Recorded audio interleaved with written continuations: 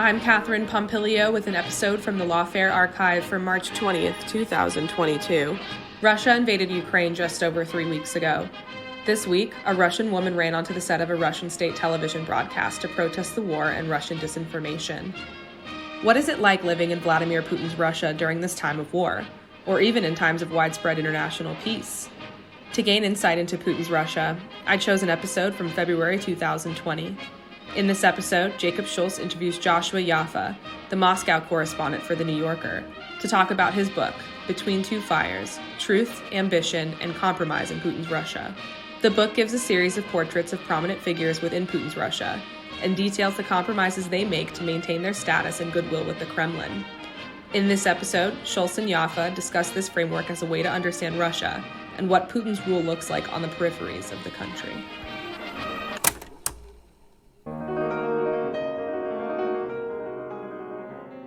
I'm Jacob Schultz, and this is the Lawfare podcast, February 8th, 2020. Russia continues to sporadically poke its head into American media headlines, whether it be for its role in Syria or for anxieties about fresh election interference in 2020. But these news stories seldom provide a window into life in Putin's Russia. I sat down with Joshua Yaffa, the Moscow correspondent for The New Yorker, about his new book, Between Two Fires: Truth, Ambition, and Compromise in Putin's Russia. The book gives a series of portraits of prominent figures within Russia and details the compromises they make to maintain their status and goodwill with the Kremlin. We talked about this as a framework to understand Russia, what Putin's rule looks like on the peripheries of the country, and we got into a couple of the portraits of the fascinating characters that animate the book. It's the Lawfare podcast, episode 505, Joshua Yaffa on Putin's Russia. So the book is structured around a collection of characters who've achieved some degree of prominence in Russia, some of whom are more sympathetic than others, and they make some sort of compromise to sustain their position. And the organizing thesis of this book sort of centers around these compromises. Why is this an interesting way to think about Russia and to tell a story about what Putin's Russia has become? The notion came to me over time as I felt as a journalist. I first wrote in Russia for The Economist when I arrived now almost 8 years ago, and slowly transitioned to writing for The New Yorker where I write now.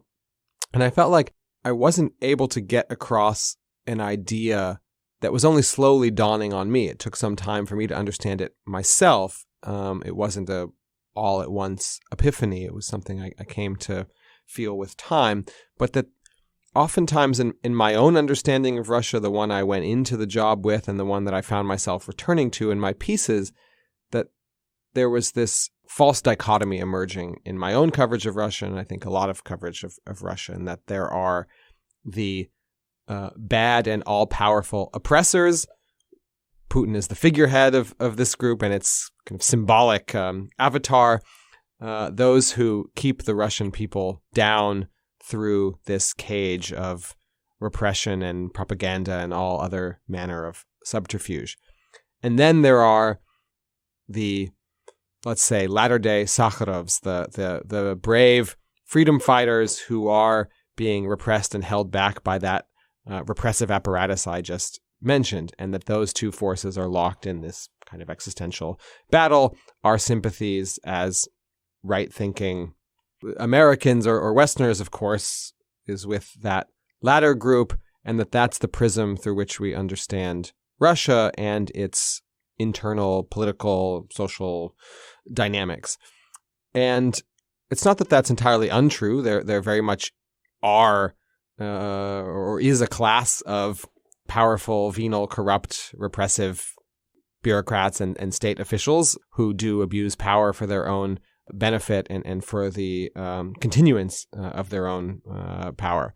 And there are a group of very admirable and brave oppositionists, activists, freedom fighters who deserve our support and recognition. But that's really not just missing some of the story, that's missing much of the story, is what I came to understand. And that there's this huge group in the middle people who aren't, as I write in the book, Stalin or Sakharov. That most people aren't either, actually. Most people are essentially trying to make do, have some, in a way that's totally recognizable to me, have some personal goals, ambitions, ideas about their lives, live in the time and place where they live, are in the system that they're in, and within that want to achieve something with their lives, with their careers. They have some aims that are recognizable to me.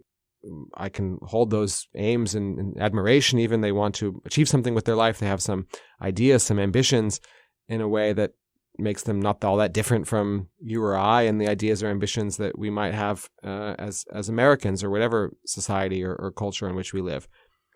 The thing is, though, in Russia, if you are a person with a particular level of ambition and begin actually to have the ability to realize some of those ambitions, sooner or later, and in fact sooner, you're going to butt into or up against the state.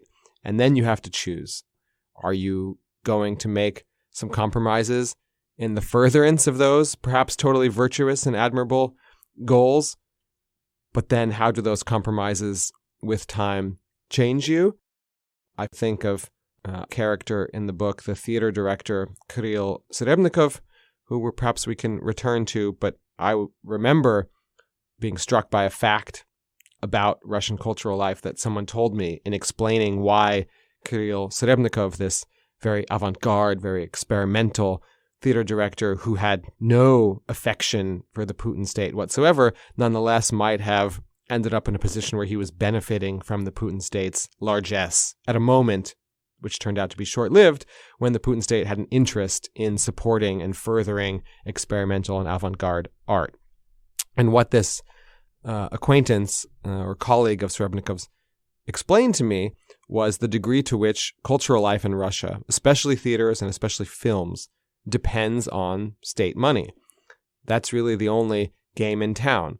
And so the question, rhetorical, that this person put to me is, it's not, do you want to make a film with state money or without state money? That would be an easy question. The question is, do you want to make a film or not?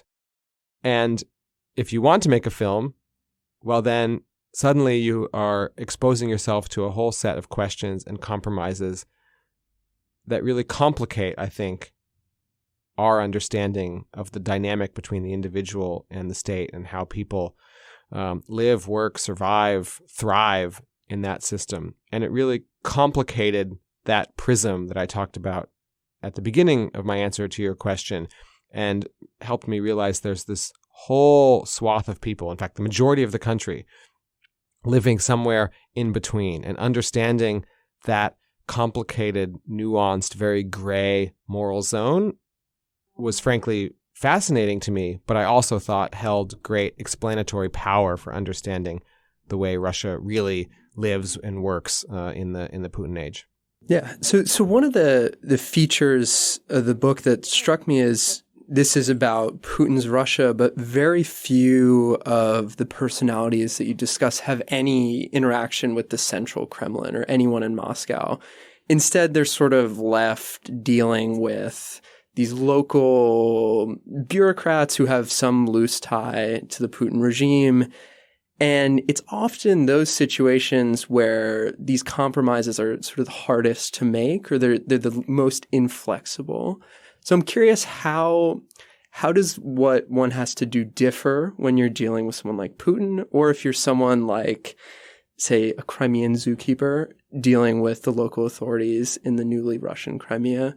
How do those two things differ? What does the compromise look like on a more local scale?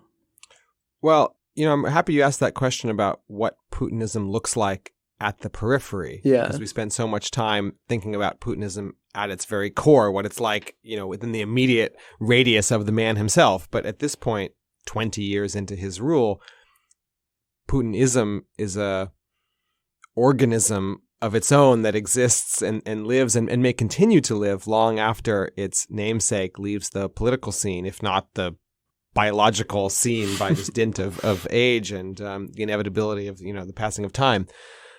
And so what you have is a lot of little Putins, let's say, or little would-be Putins all over the country, who in exchange for nominal loyalty to the center and delivering what the center thinks of as its absolute non-negotiable priorities, certain election results, especially in a presidential cycle, following both the written and, more importantly, oftentimes unwritten rules of the game for members of that system, they are allowed a wide degree of autonomy to rule their fiefdoms as they see fit. The most glaring example of that is Chechnya, with the rise of Ramzan Kadyrov. I spend a good deal of the book talking about Chechnya and the compromises of a human rights worker in Kadyrov's Chechnya and how she makes her own personal accommodation with that regime within a regime.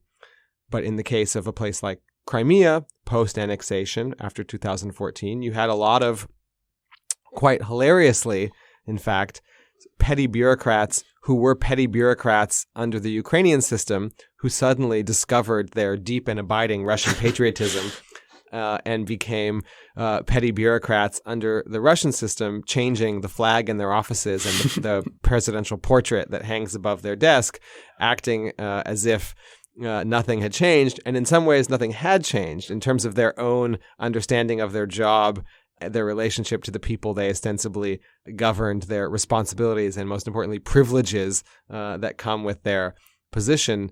Not much did change, and that was very interesting and kind of darkly funny to observe. And so what you have is people who use their positions, as I said, as means most directly or most kind of venally as positions of self-enrichment.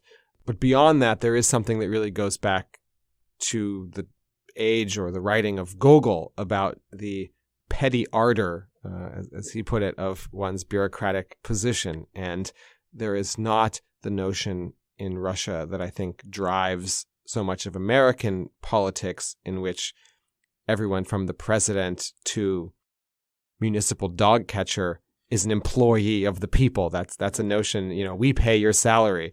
Is I think a healthy aspect of American democracy, but that's not the case in Russia, all the way from the president to Crimean dog catcher. Yeah, and so I'm curious. One of the things that I noticed in the book is the personalities that you cover are incessantly in court. They're always in court, to the point where this Crimean zookeeper, Oleg Zubakov, I think you say he's in Russian courts for 157 days of the previous year that you had talked to him. So what role does this sort of Putin-esque legal system and judicial system play in sort of shaping the margins of these compromises and sort of limiting or enabling what's possible? And how does that work? Well, because the Putin system, as I alluded to before, likes to adhere to a kind of surface or presentable rule of law facade, it's important for the Putin system to appear to be acting in accordance with its laws. And here, of course, it quickly gets absurd because the Putin himself and those officials around him enjoy the privilege of adjusting and tweaking the law exactly as they see fit. So this is not a very difficult exercise to pull off. It's not hard to act in accordance to laws that you can change at a whim and often do to suit your tactical or positional political needs. Nonetheless, the Putin system, it's important, I think, for its own understanding of its legitimacy and how it views that question to be seen to be acting in accordance with the law. And so therefore, the courts can become an instrument of, where needed, repression, pressure, achieving the kinds of political outcomes that the system wants. The courts are an instrument to that end. One of the things that has been destroyed, if it ever really emerged at all in the Putin system, was the independence of the judiciary. I mean, that's one of the main ills of the Putin system, the phenomenon of so-called telephone justice, as the phrase is translated from Russian, which means exactly like it sounds. A judge is in his offices preparing for the verdict, and he gets the call from a political higher-up instructing him what that verdict will be, what the sentence will be, and how he should manage the case. And therefore, Kremlin bureaucrats, political officials, view the courts as just another political instrument. They can call a judge the way they may call a governor, the way they may call the head of a political faction in the Duma to issue and carry out ultimately political instructions. And that certainly was the case with Oleg Zubkov. He became an undesirable figure in the new post-annexation Russian Crimea. Even though he initially supported annexation, he thought of himself as a Russian patriot. In the years when Crimea was Ukrainian, he longed to be part of Russia. He quickly felt a quite dramatic and colorful degree of buyer's remorse once that actually happened, and as you said, ended up in court more days than not. But the court system in Zubkov's case, and in the case of, say, Alexei Navalny, the country's most prominent and popular opposition politician, court cases are used as a way of exhausting you, distracting you, complicating your life, draining your resources, draining your time, and holding this perpetual sword of Damocles over you. Maybe the court case today is absurd and, wastes your day and wastes your time and money, but the consequences may be house arrest or kind of probationary arrest. But tomorrow, the court case could be much serious. It could be for 10 years, for 20 years. And so the court is also a way of tying you up, but also making you aware that the state holds the ultimate power over your fate, really. And that becomes an inevitable fact of life, which the characters in my book have to take into account and have to navigate. Talk briefly about a case that I think is sort of illustrative of the absurdity of the judicial system is this protracted battle over a baby tiger cub that Zubkov has with the local authorities. There's this sort of prolonged tug of war over this very cute baby tiger. Tell me a little bit about that. Right. Well, when I was in Crimea, which is its own separate story as to how one gets to Russian annexed Crimea these days, a very complicated logistical and bureaucratic process that involves getting to Ukraine, getting necessary permits, taking a train, and various other means of transport to cross over this thin and very contested land border between Ukrainian mainland and Crimea. Nonetheless, when I visited Zubkov, I happened to be there during a time when the legal case du jour in his life was this battle over a baby tiger cub, Altai, who was arrested, I guess is the best way to put it, as Altai was traveling by ferry from Crimea to mainland Russia, where he was meant to take up a new life as a circus tiger, and was apprehended along the way by the Crimean Veterinary Service, who put the tiger cub in its basement, didn't really seem to know what to do with it once they had the tiger. There were rumors, actually, that members or officials from the veterinary service were going into the basement and taking selfies with Altai. He eventually ends up at the local zoo in Simferopol, where the zookeeper seemed to have wanted nothing to do with the tiger, but he was dropped in his lap and didn't have the right to refuse. And there was one court hearing after another where Zubkov was fighting to get his tiger cub back. The veterinary service was coming up with all manner of reasons why they couldn't do that, at one point claiming they weren't even sure who this tiger belonged to. How did they know it was actually Zubkov's? To which Zubkov hilariously responded in court, even drawing a laugh from the judge. It's not as if we have baby tigers in Crimea like chickens running around the yard. It's not so hard to figure out who this baby tiger might belong to. There aren't so many options or potential owners.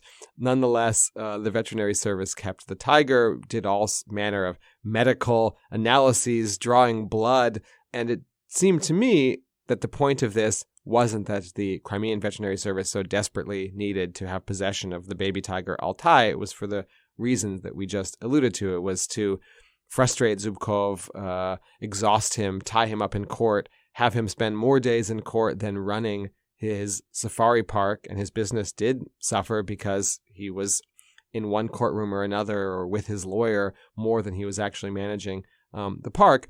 And it was a way of hanging this sword of Damocles I alluded to over Zubkov. In his case, there was always a danger that the park could be closed once and for all by the veterinary authorities. That was the real threat. They were lording over him and continued to lord over him. Today, we take your tiger. Tomorrow, we show up and just put a padlock on the whole thing. And that was the reality or the possible reality that Zubkov had to live in fear of, essentially, and try and navigate around and make these kinds of compromises around.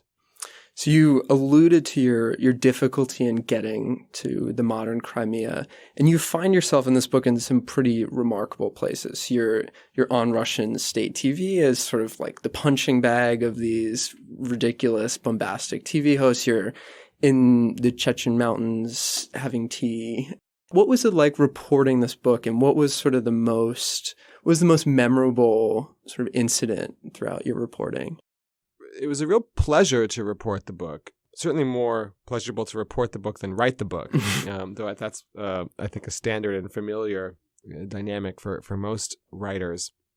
I found it just personally fascinating to try and get into the heads of my characters and to understand how they understood for themselves these questions of compromise, what the red lines were for them, how they maneuvered or danced around them, and to just hear them reflect on how they might have changed as a result of their compromises. All these questions that really interested me, but just to get people talking quite openly or in a way that sometimes surprised, even startled me, the way that my characters were ready to, if not exactly bare their souls, to really be open and honest about how these compromises have functioned in their own lives and what they might even, if not regret, but, where that they think those compromises might have led them astray, what they think they've gained from those compromises. They were really frank conversations that I was very grateful to have.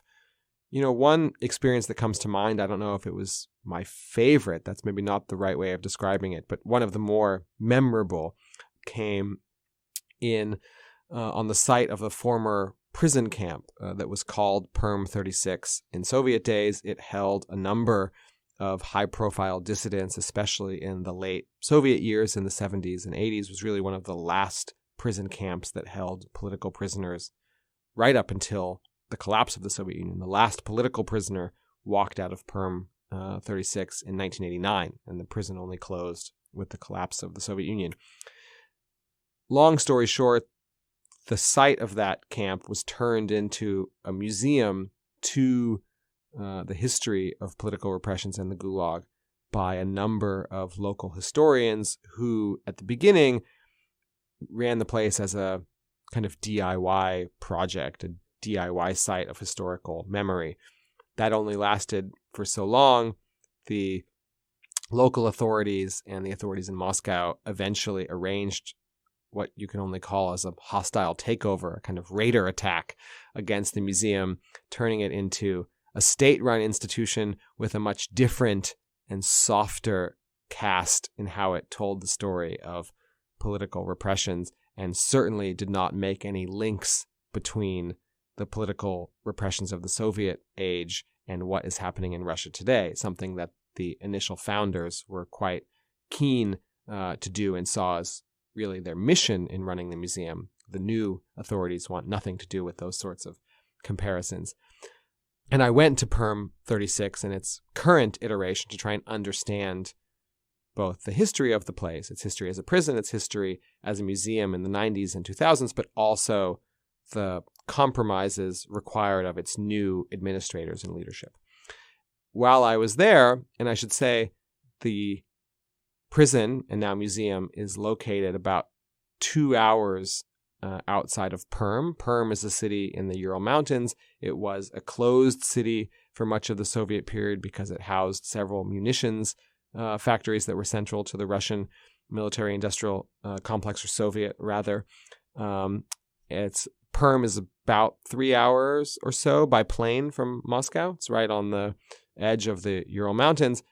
Perm 36 is another 2 or 3 hours into really the middle of nowhere, into the forest from Perm.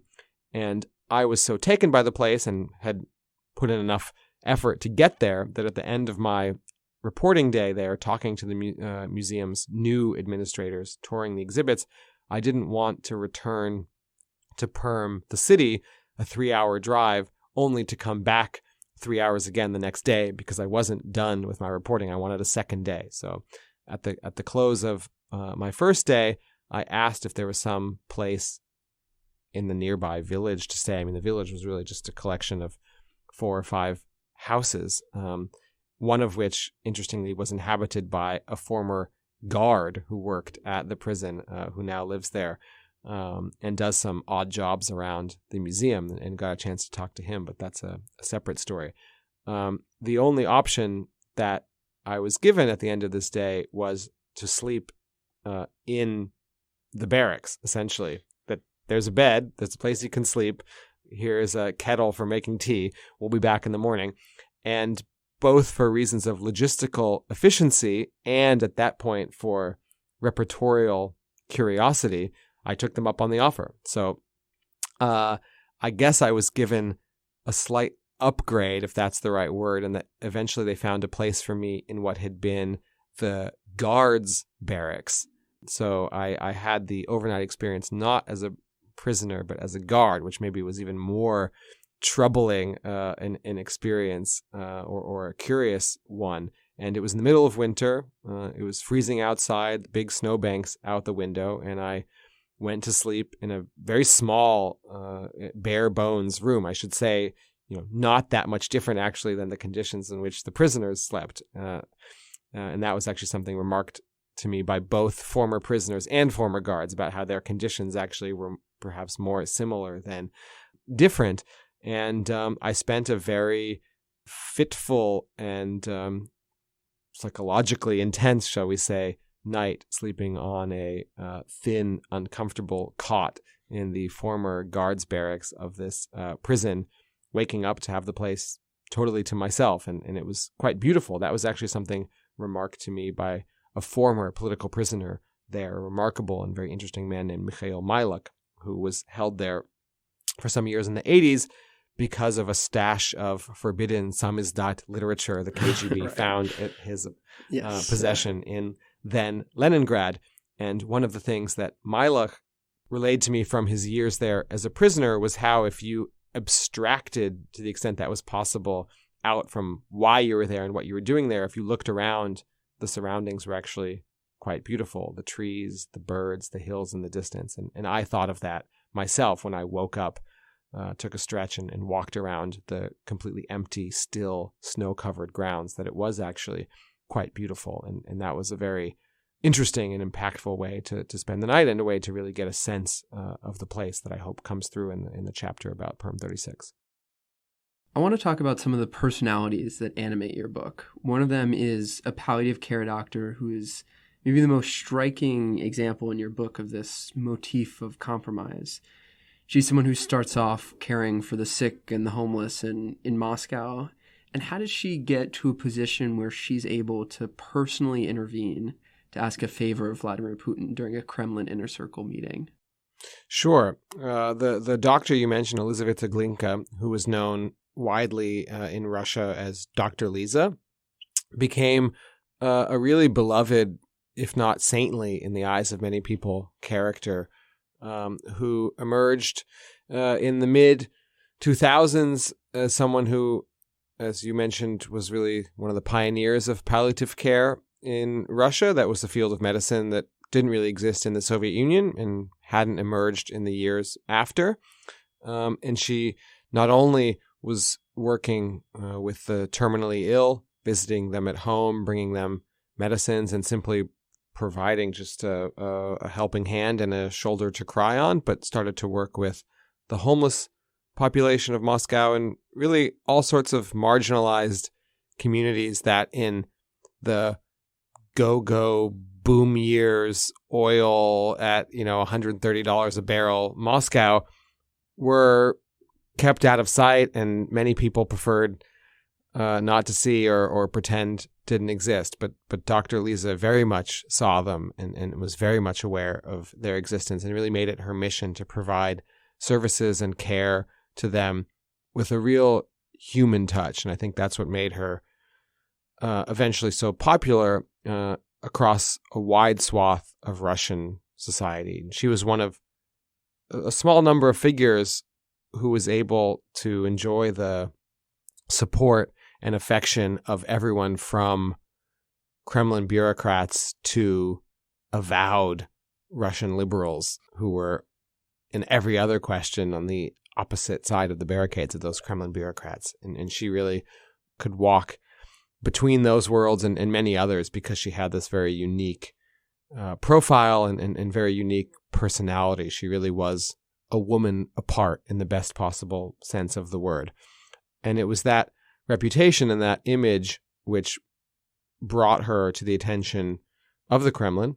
And she was invited to join the Kremlin Human Rights Council, a very curious body that I think is actually important as a way of understanding how Russian power, how Russian government really works under Putin. And while Russia is definitely, especially as the Putin years have gone on, become an outright authoritarian state, I mean, with the kind of nominal outward trappings of democracy, under the hood, it is a centralized authoritarianism overseen by Putin. Nonetheless, it does have these kind of trappings of democratic institutions, the window dressing of democratic institutions. And sometimes, even if they're meant to serve as window dressing, those institutions can function partially like the way they're supposed to on paper. They can actually achieve something. They do play a limited episodic role, but they're not non-existent. It's not North Korea. There are these many moving parts that sometimes can influence politics and the function of governance, and the Kremlin Human Rights Council is one of those places. Oftentimes ineffectual, largely decorative, readily ignored, but with nonetheless a position inside the system and enough of a presence that every now and then it can have real impact on a very limited or specific set of questions, right? It's not influential in a big macro across the board way and the general trajectory of Russian politics. The Kremlin Human Rights Council is not going to convince Putin not to intervene in Ukraine, for example. That's far beyond their remit. But within that intervention, and that's what we'll get to in a moment, they can have a voice on acute, self-contained questions. And that's where the scene that you mentioned comes into play. So Dr. Lisa was invited to join this council because of her reputation, because of her profile, the fact that she was beloved by so many different segments of Russian society. And the way she saw it, why shouldn't she take a position that would give her more access to the kinds of people who are in a position to let her do good? If she wanted to do her good works, let's call them, and they were good works recognized by all, there seems to be no doubt about that with her work with the terminally ill and the homeless. If she wanted more resources, more access, more influence to be able to positively impact the lives of more people, well, why shouldn't she take that invitation? And so it was in that spirit that she took the seat on the Human Rights Council.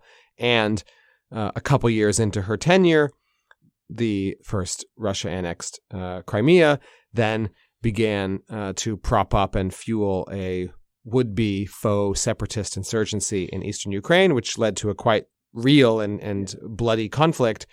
Within the contours or the context of that conflict, Dr. Lisa wanted a seemingly small but potentially impactful change in Russian law made, the kind of thing that would have to come from, or at least with, Putin's imprimatur, to allow those fleeing the conflict zone in Ukraine to be given free, high-quality medical care at Russian state hospitals. And Lisa brought up this issue, used the power of her own personality, of her own story, of her own credibility to make this appeal to Putin, and he did it. And with one stroke of the pen, suddenly hundreds of families were able to get medical care in Russia. And it's a hard thing to argue against, right? As a American journalist in Russia, I'm not used to cheering on various administrative or bureaucratic moves of Putin. But the reason I found this story so fascinating and included the whole arc of Dr. Lisa's story in the book, and we can talk a bit about how it ends, because it ends quite resonantly and tragically. But in this particular moment, she really used her position to do a bit of very concrete, self-contained good. Yeah. And that compromise really fascinated me and gets to the overarching prism or thesis of the book and about what people can achieve in difficult circumstances, how far they're willing to go, what they're willing to give up in exchange in terms of their own personal beliefs, their own personal kind of position or credibility. Are those trade-offs worth it? And how does a person, him or herself, change as a result of those compromises? Yeah, what came of Dr. Lisa? Well, Dr. Lisa continued to bring sick and injured, especially children, out of the war zone in Donbass in eastern Ukraine to Russia for medical care, something that made her position increasingly more difficult or fraught. That kind of affection that she enjoyed from all quarters of Russian society began to wane because she was engaged in a very political war, even if she saw her participation in it as entirely non-political. She was just helping those in need.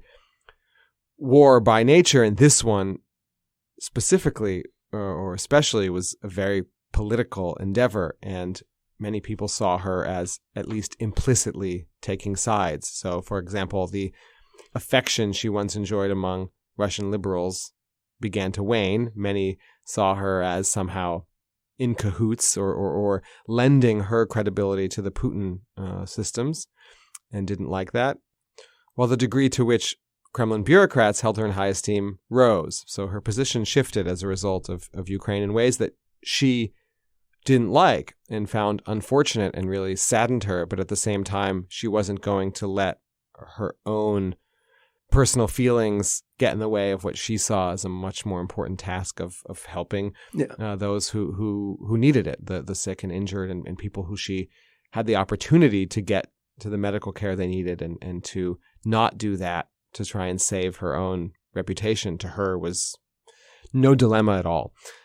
As time went on and she her profile rose even further, and the Kremlin understood the power of her brand, let's say, the Dr. Lisa brand, and understood that by, let's say, standing shoulder to shoulder with her, they could benefit a bit from her humanitarian aura, however transparent a propaganda ploy that was. Nonetheless, by celebrating and elevating Dr. Lisa, it was as if they could benefit a bit from her halo, to stand in it a bit themselves.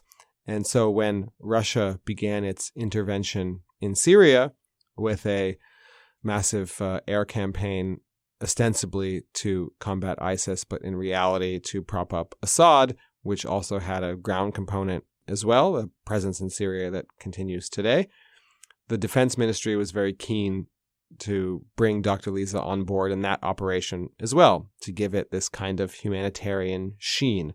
And so she traveled to Syria at the defense ministry's request, visiting hospitals, delivering medicines, that sort of thing. What Dr. Lisa was, what she was known for and what she was good at and what the Russian public loved her for. And it was on one of these trips in December 2016. She was flying to Syria just before the new year with officials from the defense ministry, also a storied Russian military ensemble, a musical ensemble. Their plane crashed shortly after takeoff from Sochi, a city on the Black Sea, as they were flying toward Syria, killing everyone on board. So Dr. Lisa died on one of these missions at the end of 2016. A huge loss of course, for her family, for her husband, Gleb, who I interviewed at length for this book, but also for the many hundreds, thousands, I'm not even sure how to count them, people across Russia who really saw her as a very unique, selfless character and hero for the post-Soviet age. Post-Soviet Russia has been marked by a high degree of cynicism and selfishness. Those are some of the kind of most common, perhaps necessary traits of survival for the post-Soviet and especially Putin age. But Dr. Lisa didn't have those qualities, and she had something of the opposite. She was a really selfless character in a way that really attracted people and made her quite a rare hero for the Putin age, and her loss was felt particularly acutely for that reason. So I want to talk a little bit about maybe the highest profile person in the book that you profile is Konstantin Ernst, who is now he's the CEO of Channel One News, sort of the big Russia TV company. And I'm curious what Ernst was like and sort of what Ernst's compromise has been and still is today. I found Ernst on a personal level to be a really genial, interesting conversationalist, a great storyteller, welcoming once we finally arranged our series of interviews, and seemingly quite open. It's hard for me to judge, hard for me to know what I don't know. In other words, what he maybe left out from his stories and retelling of his own life. But the part that he did tell me seemed really bracingly open and even kind of intimate in some moments. The reason I think he agreed to talk to me or was interested in having his story feature in the book is it gets to his self-perception, which in a sense then leads to this, what his compromises might be or have been. But he very much sees himself as a sophisticated cosmopolitan aesthete. And I think he really is. I think that he can credibly claim that designation for himself. He came out of the world of perestroika era counterculture in the 80s, and his first show on television, he had long hair and wore a leather motorcycle jacket and talked about Fassbinder movies and really was into kind of alternative avant-garde culture. And still, even though he's risen through the ranks to really become the most powerful figure in Putin-era media, that's still how he sees himself, or that part of his biography is still very central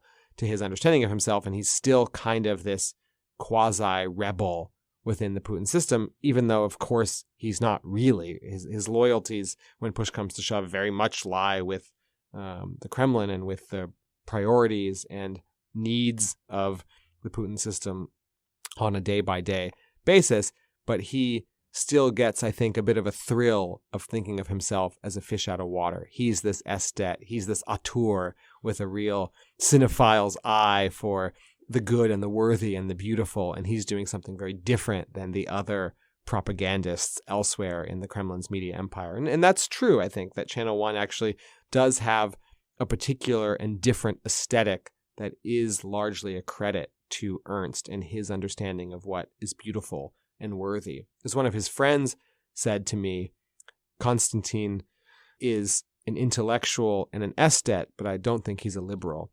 And that is a pithy and I think very accurate way of understanding him. So often, at least in my world, those three attributes go together, so much so that I'm not used to making the distinction between them, or don't always think to make the distinction between them. If you have two, then you likely have the third, and in some interchangeable combination.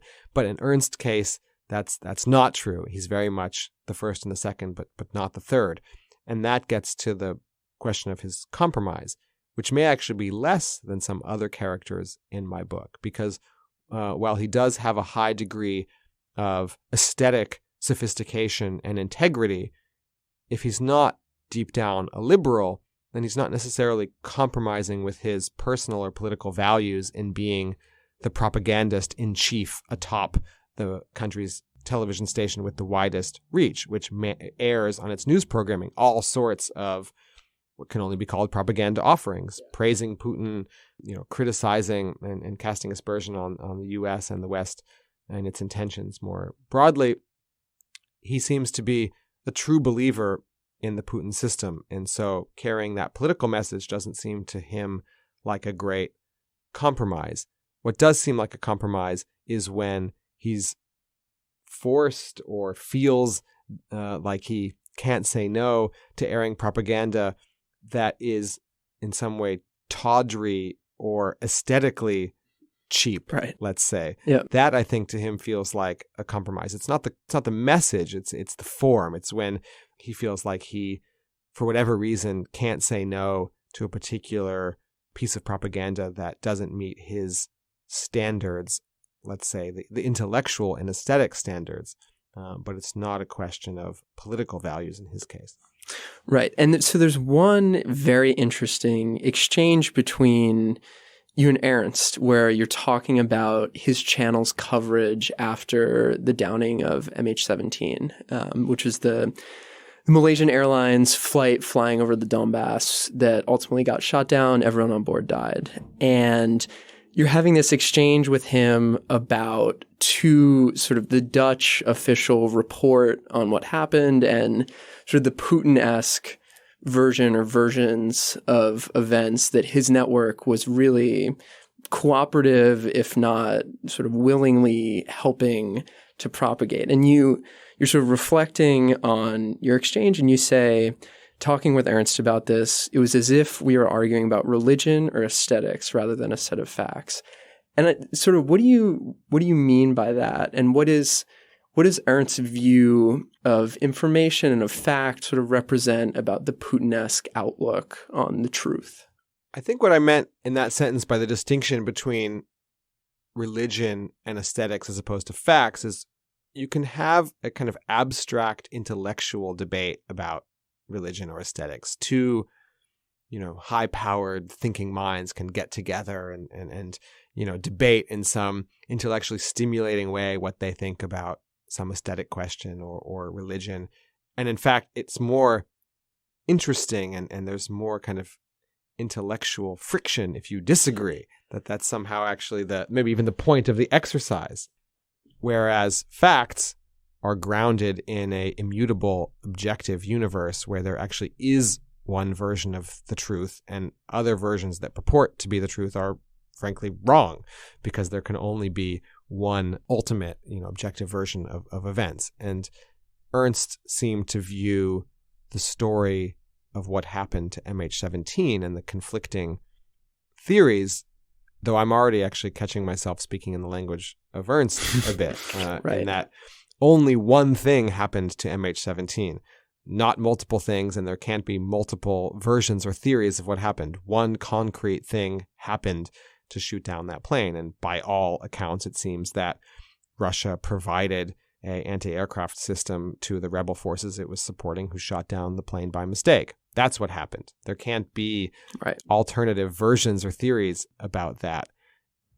But for Ernst, I don't want to say it was exactly a game, but there was a kind of degree of intellectual sport or jousting in that conversation, as if we were having this intellectual repartee about, what art house films we liked. And I had to catch myself in that conversation. And as you can see now in this one, to ground myself in a realm of objective facticity, as opposed to this realm of belief, of taste, of intellectual sparring that Ernst returns to time and again, because I think he genuinely is suspicious of this notion of objective canonical truth. And I think feels, as I write in the book, that he wears his cynicism as a sign of enlightenment. I think there were times in our conversations which echoes feelings I've had talking with all manner of Russians, especially from the world of Putin officialdom, but not only, that my sincerity or the kind of earnestness and sincerity of Americans more broadly is a sign of their fundamental naivete, and that a more cynical read of the world and how it works is essentially a more enlightened understanding of how the world works. And I certainly felt that with Ernst. So we're going to have to wrap up in a second, but one of the aspects, so the MH17 example sort of brings to bear the extent to which people like Ernst and the people in this book really do play an important role in propping up the Putin regime. So Ernst's channel, when they broadcast these sort of conflicting, you could call them disinformation-esque reports about what happened to MH17, they're bringing Putin's version of the truth to the wide Russian audience. To what extent do these people, the people that you feature in your book and sort of similar people across the country, actually play in sustaining Putin's role? And really to end, does this ever stop? Do these compromises ever end? And does the stream of agreement just dry up? I think they play a huge role in sustaining Putin's rule and making it possible in the first place and continuing to hold it up.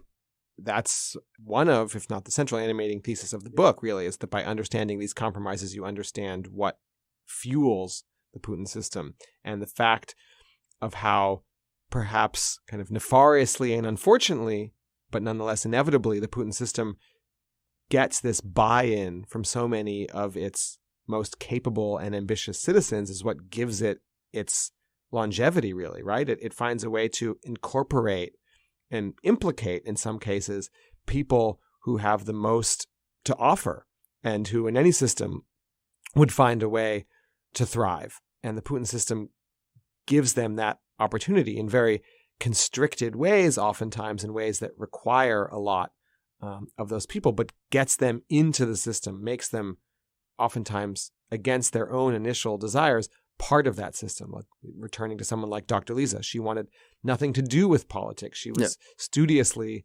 apolitical in her efforts to help those in need. But the Putin system was able to bring her in by offering her an unparalleled degree of resources, but nonetheless taking something from her in the process. She eventually died as a result of her relationship with the state. And so I think the way the Putin system brings those citizens in and makes them part of that fabric of the system itself really is what gives it its durability and longevity.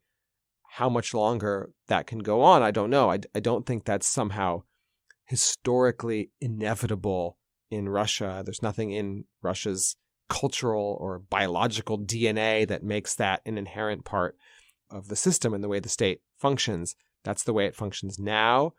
That could change, perhaps first and foremost as a result of generational change, as a new generation comes of age that wasn't shaped by the dual traumas of the collapse of the Soviet Union and the anarchy and disorder of the 90s, things that really shaped certainly Putin, those of his age and those who lived through those experiences. Now there's a whole generation which will soon take on positions of power, the so-called Putin generation, people who were born already in the age of Putin and have known no other president. They actually show higher degrees of trust, less degrees of cynicism than generations that have come before them. So there's less of ingredients in that cocktail of compromise baked into the way they navigate the world. So that may change, but at the same time, the system may yet succeed in incorporating that generation as well. So I don't know what form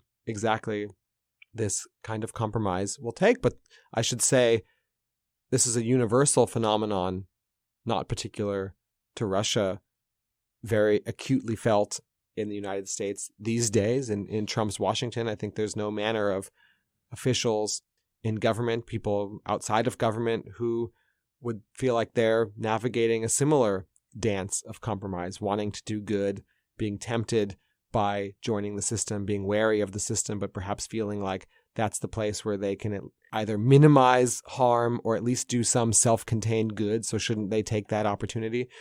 So in closing, I'd like to say that, I hope that the themes of this book resonate much wider than just Russia itself. It's a way of understanding Russia, most certainly, but I think it's also a way to reflect on our own societies that are certainly far from free of these same kinds of questions of compromise. Thank you very much. Thank you. The Lawfare podcast is produced in cooperation with the Brookings Institution. Thanks this week to Joshua Yaffa for coming on the show. His book is Between Two Fires: Truth, Ambition, and Compromise in Putin's Russia. Please rate and review the Lawfare podcast and share it on Facebook and Twitter. Your audio engineer this week was Hadley Baker. The podcast is produced by Jen Patyahau, and your music was performed by Sophia Yan. As always, thanks for listening.